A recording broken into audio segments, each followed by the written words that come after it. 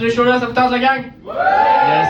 Le prochain humoriste très content que soit là, c'est ma découverte de l'année 2025. C'est un des humoristes qui m'a fait le plus rire dans toute situation confondue, sur scène, en dehors de scène. Très content de le recevoir ce soir. Alors j'aimerais qu'on accueille très chaleureusement Mathieu Bouillard! T'as pas d'allure, t'es tannant. Vous allez bien? Ouais! Oui! Hey, est-ce que vous avez passé un bon temps des fêtes?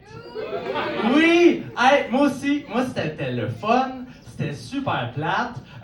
Je suis allé pendant 10 jours chez mes parents à regarder des émissions dans la télé, dans le sous-sol.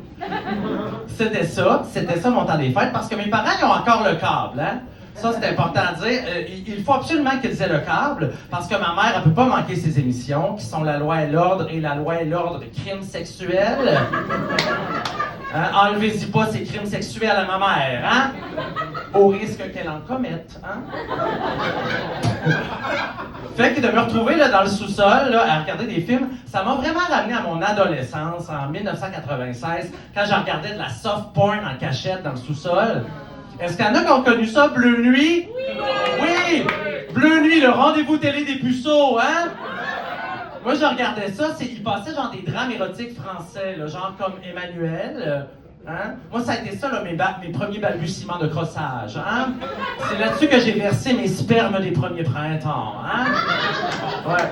Ça, là, fait à noter, hein, les femmes là-dedans, là, dans ces drames érotiques-là, ils étaient toujours genre somptueuses, sublimes, mais les gars, c'était pas des hosties de pichou, hein, des laidrons, grands, maigres, dents de fumeur, hein, classique français, hein, vous direz.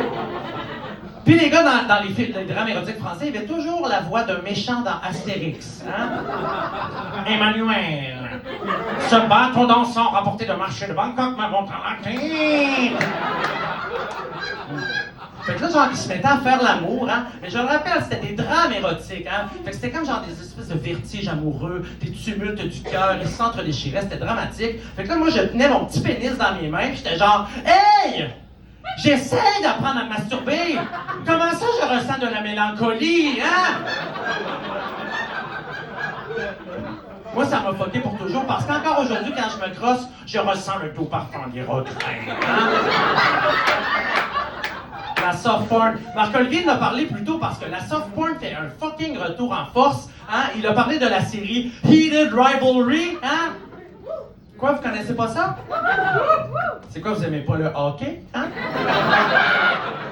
Tapette? Non, si vous connaissez pas ça, en fait, je vais vous l'expliquer. Ça, là, on apprend là-dedans que 100% des joueurs de la NHL sont homosexuels. Hein? Chris, moi, si j'avais su ça, je les aurais fait mes auditions pour l'Océanique de Rimouski. Hein?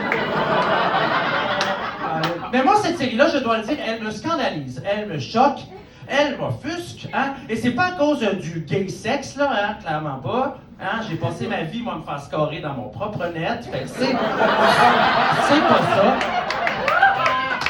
Moi, ce qui m'enrage, là, c'est leur méconnaissance du hockey, hein?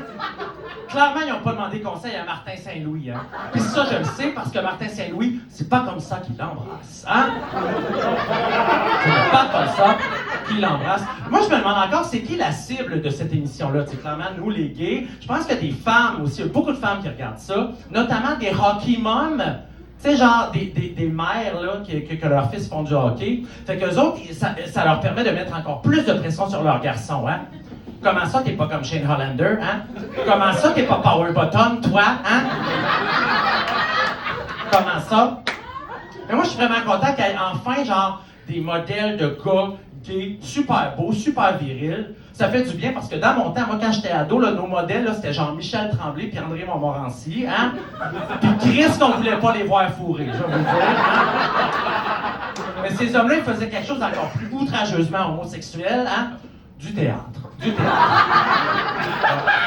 Mais ce qui est vrai, là, c'est que même dans la gay porn, puis vous le savez pas, là, moi, je vais vous l'apprendre, les gars qu'on voit là, dans la gay porn, là, ben, ils sont tous straight, ces gars-là, là, hein? Ils sont pas gays pour 2 sous. Ils sont gays pour 3-4 000, à peu près. Moi, là, je les admire, ces hommes-là. Ces hommes-là, c'est des saints. Hein? Ces gars-là, ils ont des familles. Ils cotisent au fond d'études de la petite. Une orgie bareback à la fois, OK? Je vous le dis, en respect pour nos troupes, là. Merci pour votre service, messieurs. Vraiment, vraiment. J'achève là-dessus, hein, parce que c'est dur quand même, hein, quand on voit tous ces modèles de goggy super chauds, là. Pour nous, là, genre les fiftouilles vieillissantes, là, tu sais. Moi, je pense que c'est pire vieillir pour un goggy que vieillir pour une femme. Parce que nous autres, on n'a pas la ménopause pour nous tenir au chaud la nuit, hein? On a froid enceinte, bébé! C'est-tu homophobe, cette imitation-là? Ben moi, je pense que j'ai le droit de la faire parce que je suis homophobe. Tu sais, je suis... Hey, mon nom est Mathieu Bouillon, merci de votre écoute.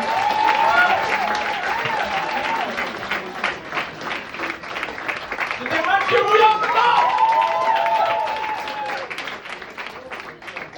Quel fou! Quel fou!